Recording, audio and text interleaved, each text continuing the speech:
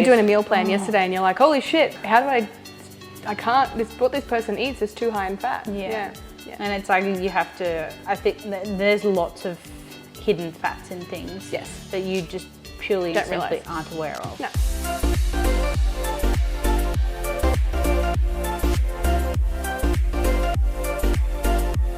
Hello and welcome to another vlog on YouTube and podcast on Spotify by the Fit Minds podcast. Coach Mariah Jean and Coach Chloe Jane, we are back again. Hello. Thanks for your support, guys. We had a heap of downloads. Well, I got the email for a heap of downloads for our last couple of podcasts, which has been awesome. Oh, good. It's been very popular. The ones you've been doing by yourself. Oh no, no one likes to listen to me. No, shut up. No, we actually do the ones that get really good listens is like the ones that are about managing stress and like life stuff. I think it's because it's so common. Yeah, I think obviously like, you know, knowledge is power and everything like that when it comes to information, but I do know that where people struggle the most is with mentality and like obviously common myths and things. Well, mentality dictates everything. 100%, as I was saying to you before, your mindset, you can literally be the person who convinces yourself you can't do something, or you can convince yourself that you can. And it's just you. And you're also not stuck that way either, which we often see a lot of. Yeah, it feels that way sometimes, but... Yeah, it does, exactly, depending on all sorts of things. Anyway, before we get stuck in, how are you feeling? You're tired. Chloe's cooked. They've cooked. Yeah, baby is almost cooked, so we are cooking and not sleeping. Not sleeping. So this podcast is going to go very well. I've been getting, my circulation's been shocking. Yeah. And like I get real bad numbness in my phalanges. Oh, that you might be getting a bit of carpal tunnel maybe. Carpal tunnel, yeah. I think. That's rough. Had a couple of issues with my blood pressure. Yeah, there was that spike there, yeah. But I'm still doing what I can. Now, still getting like 3 sessions in a week. That's crazy. Trying to. Yeah. I mean, my diet's a bit yay, but... That's pretty normal. You're growing a human. Yeah. It's okay. But other than that, yeah, I think it's just the fatigue. I ate way too much cheese in my last pregnancy. That was my downfall. I don't know why, but in the beginning, it was savoury. Yeah. And now it's like I could eat a whole box of chocolates. Really? That's interesting how it changes. It's so different for each woman, hey? Like when you go through pregnancy, the symptoms, everything, and each pregnancy. Yeah. Well, see, at the beginning, it was garlic and chili olives. So random. And now it's so random. Now it's like chocolate. Garlic and chili olives, and now chocolate. Yeah. Fascinating. Was it different or similar to Sienna's pregnancy? This pregnancy, is it? Well, this pregnancy was so different. Really? In so many different ways. Really? Yeah. Well, we know some of the ones are circumstantial, but I mean, like, as in your like experience, you know, like the symptoms and things. Well, I never got any of the like numbness of the hands and feet with Sienna, which is wild because obviously I had preeclampsia with Sienna, so I was super swollen. You'd expect to get it, yeah. And like she's sitting in a much different position than Sienna is. She's already head engaged, rear and ready to go, whereas Sienna was posterior. So her back was on my back. And like movement wise, uncomfortable wise, I don't know whether because it was so long ago, but I definitely feel this bump more like in my ribs. Right. And like uncomfortable on that. Well, they say oftentimes that I think like babies that are towards your back, you get more back pain. Yeah. And like labour's obviously harder. Labour was horrible. Yeah. But then obviously at the front, you will feel more of the like, you know, hi, how you doing? Yeah, well, our thoughts are with you, Chloe. This is a brutal experience. I do remember it, and it won't be the same, never is for each person, but I do remember, you know, like... I think it's that awkward point where you're like so close but so everyone's far. Like, you say you're gonna pop soon? You're like, shut up. You're like, I fucking know. Yeah, not soon enough. Literally. So, well, yes, and we will keep getting you back for podcasts. I'll be here till she's here, and even when she's here, I'll probably still be here. Yeah, you just bring her around. Yeah, probably. Yeah. Yeah, it's one of those things, and like I've been able to pass on heaps of Lila's stuff to you, which has felt really nice. It's been so good. It's been going to someone that I know that will use it. Yeah, and just I don't feel like it's going to a stranger. So, I mean, not that that's a bad thing. A new thing with mums, I don't particularly like anymore, and I've just like I'm piling it up, but it's like it's all that will all go, and the stuff that you've given me that I've you're like, I'm not so fussed on it. Yeah, you know, like you can pass that on to another mum. and she'll find some things, and then eventually it dissipates and goes to Lifeline. All right, well, let's get into today's podcast because I know you need to go home and have a rest. I need to actually go grocery shopping. Or go grocery shopping. We don't actually get to rest, do we? Rest? What? The reality. And it's my daughter's first birthday tomorrow. So excited. So yeah, so I've got to be a responsible mother and, you know, go and get a cake and stuff. At some point tomorrow I'll get her a cake for... Did you know that means that we've nearly been working together for a year? That's fucking nuts. Oh yeah, because it was 2 weeks. Postpartum. Wow. Yeah. Oh, it's a little work-anniversary. Good. All right, well, let's get stuck in today's podcast. It's actually not going to be a long one, and we know it can't be because there's only so many things we can talk about with this. Yeah. So, and it is how to strengthen your bones, how to... Look, honestly, don't tune out, okay? Don't stop the podcast. I was like, oh, fuck if you're that. young and you think it's not important, it is very important because if you don't do this now... Your bones eventually will deteriorate and you will have the consequences, and they are very serious. That most deaths, so by accident, are falls in the elderly. Yeah, broken hips and broken pelvises that they don't recover from. Yeah. Yeah. And then a lot of doctors go quality of life over, you know, like going under anaesthetic, just... Yeah, and the risk is there as well, where their heart might stop or whatever. So this is really important for you now at any stage in life, also for, you know, people who are maybe going through menopause, for people that you love, that you care about. Just tell them to skip the first 5 minutes, but listen to this podcast because this can be the difference between you having healthy bones and actually thriving, not just surviving through your 50s, 60s, 70s, 80s, 90s, and even earlier if you're finding you're getting fractures, hairline fractures, sword. So let's start off with, Chloe, what are your top tips for bone density? Well, obviously the first thing that comes to mind when we talk about it is your calcium intake. That's important. Making sure that obviously you're having enough dairy in your diet, which can be quite tricky because obviously a lot of the time, especially in our day and age, lactose intolerance. Intolerances. There is dairy in some lactose-free products for sure. And then you've obviously got your simple things like your training, resistance training, those sorts of things. Yeah, because obviously with building up muscle tissue, it supports the bone and joints to be strong enough so that when you are walking down the stairs that you don't, you know, have your legs collapse underneath you. Exactly right.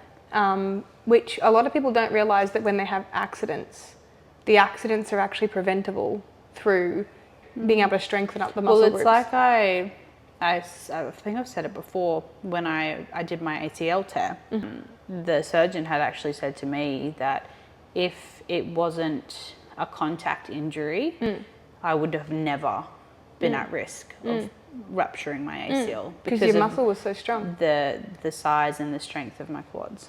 And obviously it's not just resistance training, because you see a lot of people who go to the gym, they train, but like they're not eating enough. Then you have to eat not a substantial amount of food, but adequate amounts of food to support your physical activity. Right. And it's like if you're not, and I think because a lot of people underconsume protein and carbs as well. Food. Yeah, in general, like don't have enough food in general. There's women that come to us and hey, I'm eating 1,100, 1,200 calories, and you're like...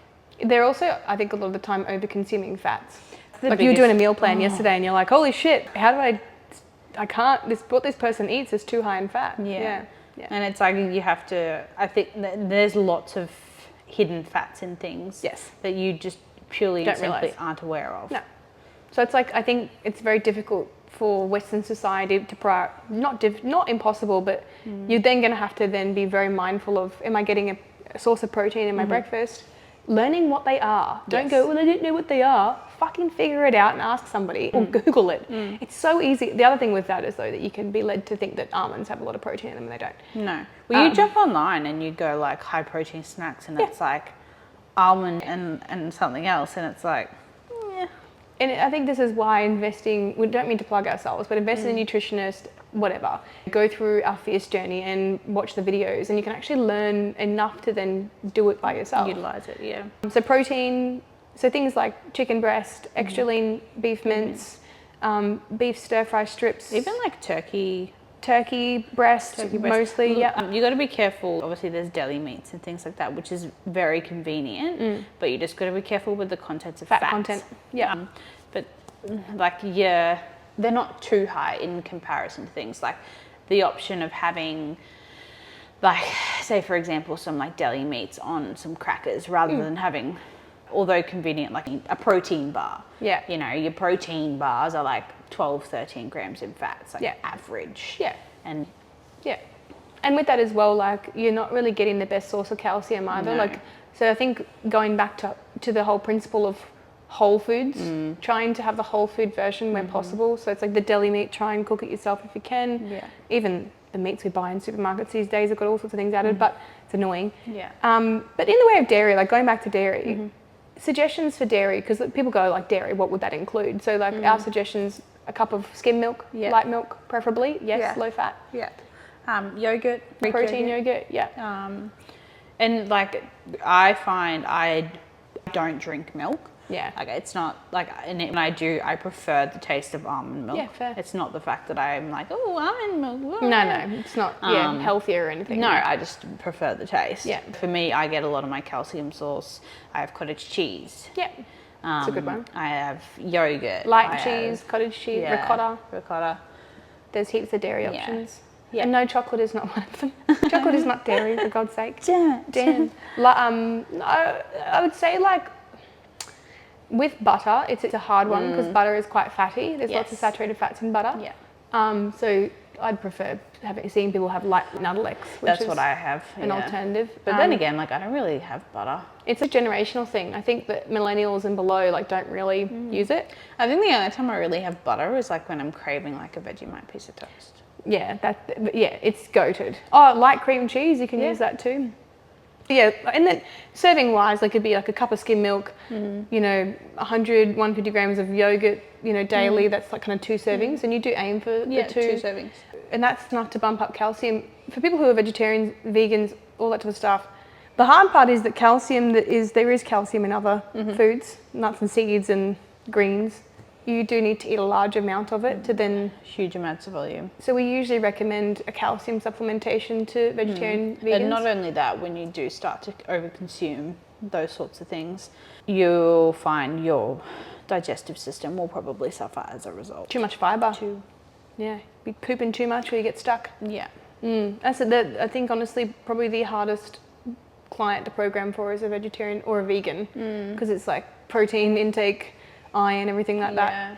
And I suppose the other thing too we haven't touched on is vitamin D intake as well, because vitamin D pairs with calcium to strengthen bones. So obviously we know 90% of our intake comes from the sun. So don't be a vamp. Get outside, even though there's a lot of awareness. Don't look at the colour of my skin. Well, like stuff like this, for example, filtered light is good. I'm so white too, so don't stress. But technically the requirements are anywhere between 10 and 20 minutes a day outside those high UV times, so early morning, late afternoon. Because without vitamin D deficiencies, we see that the calcium absorption is inhibited. Funny story, Sienna's actually too high in calcium. Yeah, right. She just loves the dairy. But then I look at her diet and I'm like... Well, it's calcium stores in the bone, so it's over time. So it could be that maybe her body just has a hyper response. Well, I don't know whether it's got something to do with the fact that she's also got no thyroid. Yeah, it could be. It could be that her body's not processing as much, and that's the thing too. It's different for everybody. So some people will have, less of an ability to absorb calcium than others. It's just one of those things. It goes up and down. So. Calcium, vitamin D, if you live in a place that's quite overcast all the time, supplementation is a given. And it's usually, I think it's like 1,000 IUD, I can't remember, but it's on the side. I could be misquoting it. Could be D3? Yeah, it's D3. The supplementation has a lower absorption. And so does food. Like, there are foods that contain vitamin D, but it's better than nothing. Yes, right? absolutely. So, and you can get those little SAD lamps as well. The other actually called a SAD lamp. Yeah, because there's actually a condition called SADs, which people get from vitamin D deficiency. That's what my sister's just recently moved over to the UK. Yeah. And she gets seasonal depression. Yes. Yeah. I'm pretty bad for it too. Winter, Yeah, I end up like a little recluse. I love that though. Yeah, I like the cool, but I get a bit sad that it's not I feel like I have to sun myself like a lizard. Yeah, fair. Yeah, get out in the sun and defrost. Other things about bone density we talked about earlier. We were talking about hormones. Yes. Now, hormones aren't just, as we know, just magical things that fly around and we blame them for things, right? You know, bad hormones. We dictate whether or not our hormones are stabilised as to the way we treat our bodies. Yes. If we don't sleep enough, you know, they end up out of whack. So all these people going like, oh, my hormones. Yes, it's your fault. Like, you're doing this. Yeah. Mostly. Yes. There are chronic conditions where there's outliers, like immune conditions, Yes. and there are some hormonal processes there, like, for example, diabetes. That's an immune, Yes. technically they say it's an immune condition, which makes sense, but then, yeah, insulin. So, obviously, as we age, go through menopause, we end up with a reduction in progesterone, estrogen, and testosterone. People often talk about the progesterone, estrogen, but not about the testosterone. Yeah. And we know that low testosterone is paired with higher instances and chances of osteoporosis in men and women. Yeah, in both. Yeah. So that's kind of the elephant in the room is like, and I think what's happening is a lot of people go through the 40s, 50s and 60s and are just so unaware Yes. and kind of just let it happen because they're like, well, I'm just getting old. Yeah. You know, my bones are just brittle because I'm getting old. Yeah. And it's like, it's become an excuse. well, it's like they're not aware of their calcium intake. They're not doing resistance training. They're not eating enough protein. They're not sleeping enough. Not sleeping enough. The list goes Yeah. on, and they're not getting enough vitamin D, and it's just this downward spiral where there is that natural decline in hormones, but this definitely doesn't help. No. So I guess what are some of the things that can boost testosterone naturally as we age, and it's literally resistance training Yeah. and building muscle tissue. Yeah. So it's like go to the gym, do Yeah. 3 or 4 days of a split training program. Yeah. You're not going to get too muscly. No. Fish oil is, It's a huge... we go on about it all the time. Yeah. Fish oil lubricates joints and aids in protein absorption for women who are aging. So when you go through menopause, like 40s, 50s, 60s, fish oil is good for us as it is to help with joint lubrication, but even more so for women specifically going through menopause.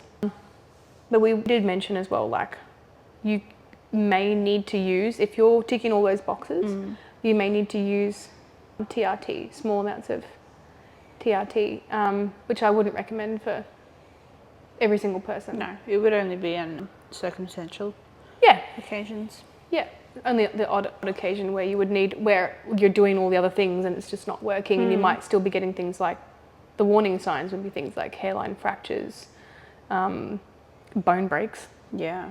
It's pretty simple. And also if you are falling over a lot, Yeah. it's like that's where this warning, you know, oh, I had a fall. Yeah. That's where it's starting. I think the final one to touch on was birth control. Yes. So, But like, it falls under your hormone. yeah, the hormone umbrella. Yeah. You've got to be so careful with prolonged use of birth control because we've seen in studies with that over time it depletes calcium stores and also inhibits iron absorption, which obviously the iron thing's in relation to energy, but if we see in women the reduced bone density that occurs over time just from being on birth control. You know, obviously, like, look at your options with birth control and with contraception and like weigh up, okay, if I've been on this for like 10 years now, is it really worth continuing? Am I sexually active? Am I, you know? Yeah, am I sexually active? Is my partner willing to use other methods? Can I look at an alternative? Like, I've got a copper IUD I'm full transparency, that's not hormonal. Makes me bleed a bit more, which is painful, but it also means I'm clear of artificial hormones. Yeah. Because I don't want to have bone density issues. No. And like, I've had that conversation with Josh. Yeah. About whether or not I'll go on any form of birth control after I give birth. I probably won't.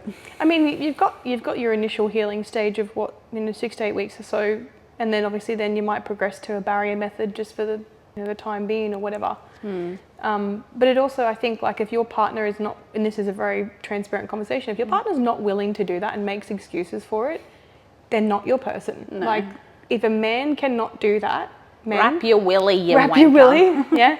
Because if you can't do that until they clear the male contraceptive pill, a woman should not be expected to pump her body full of hormones, Yeah. which then can literally and do impact her health, both short term and long term, and her mental health, and then get called crazy because her mental health's all over the place. Like, sorry, but I know the pill is convenient. It's Mirena, Labar, they're all the same thing, just administered differently, same hormones, but you will have a reduced bone density over time from using that. So be careful, ladies, because it is convenient, but it won't be later on in life.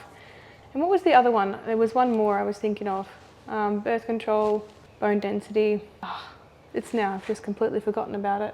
Resistance training, we've covered that. Protein, carbs, food, calcium, vitamin D. It'll come to me later after the podcast is finished, and I'll be like, add it on the end. Oh yes, and also do this as well. Yeah.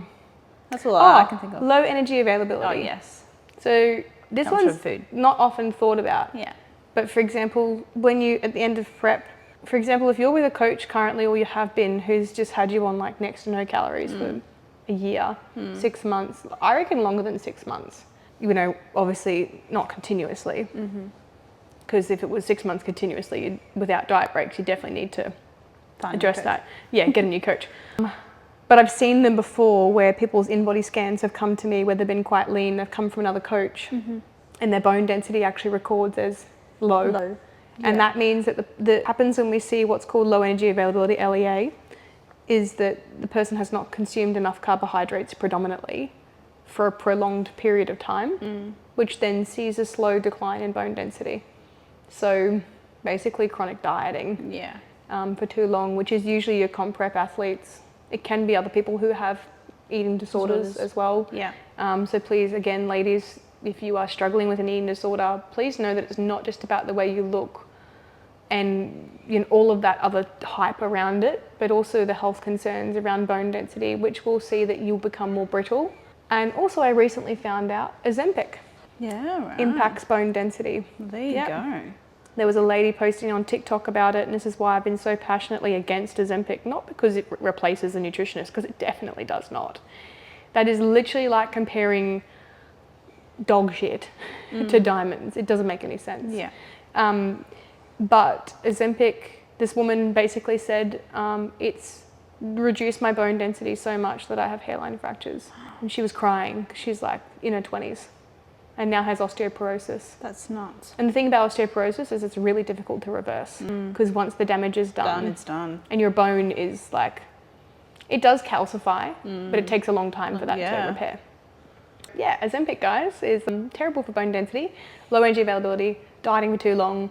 So if you have been dieting for 6 months, take a diet break, go into maintenance, go into a surplus, protect your bones, because you're going to see those issues there arising. And then if you're going through menopause or you're aging as a bloke and you're chronically dieting, and this is where we see a lot of elderly as well, they're not exercising, not moving enough, their appetite reduces, they're not eating enough, low energy availability, not enough vitamin D, not getting out. It's like their body is just screwed to then be able to replenish bone mass. So if you're in prep, do an in-body scan towards the end of your prep. Your bone density's on there. I did one of mine and my bone density was perfect. Have a look at yours, because I don't know whether I trashed your bone density, but I'm pretty sure I didn't. No, I don't think you did either. Generally, you'll find that if you allow for the signs of low energy availability to persist and don't do a diet break, then you will see the reduction in bone density.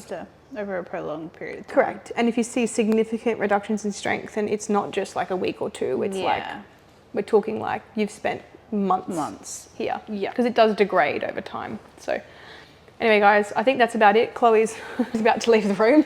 She's just like, I'm out. But yeah, I'm sure there were some fun facts in there that our listeners have learnt. And please apply them to your daily routine. Oh, absolutely. No, it's not that hard. No, it's really not. Yeah, daily movement, you'd be surprised at how much just a simple walk could help. And the other thing is don't do too much cardio. High impact on your joints and your bones. Yeah. And then not building enough muscle tissue. People assume that endurance-based stuff, I only need to run. Yeah. Because it's the only sport I'm doing, I only need to run. Don't do just Pilates and running, because unfortunately Pilates is not enough resistance and running is not enough resistance. And so what ends up happening is the bones get constantly impacted and there's no cushioning, there's no support, there's no sort of like strength. You don't just need the endurance. You need the strength, the resistance, to be able to protect your bones. So literally every single person should be doing at least 3 gym sessions a week. Yeah. I'd say 2 if you're like a really avid runner. Yeah, and these sessions don't need to be like extravagant. No, or long. Simple home sessions. You can do body weight resistance stuff like push-ups. You've just got to be able to bear your body weight like a squat. Half an hour, 3 times a week, like minimum would be perfect for literally anybody. So I think a lot of people overcomplicate things and then it just becomes too overwhelming and it's like, fuck it, I'm just not going to do anything. They assume they're going to do 5 or 6 sessions at 2 hours a week and that they've got to do cardio on top of that. Who wants to do that? Hell no. I'm in there for like 45 minutes. I'm like... Yeah, Josh, we've got limited creche times. Yeah. We can't just drag our session out. Anyway, I think we're done. Yeah. We're going to go have some lunch. Have you had lunch? No. We're going to have some lunch. Going to have some dairy, some vitamin D. Now we're talking about it. Yeah, look how white we are. We're so pasty. We need to fix our vitamin D levels. Thanks for tuning in, guys. Looking forward to doing another podcast for you soon. And baby might be here in a few weeks. I don't know. 35 weeks next week. Yeah. You're doing all the things, drinking all the teas and all the dates and all the walking-ish. The walking-ish? Oh, you're doing the curb walking? No, not yet. You haven't got to that level of crazy yet. I still got a couple more. I need to keep her cooking for like another 3 weeks, I reckon. Yeah, cool. Thanks for tuning in, guys. Looking forward to doing another podcast for you soon.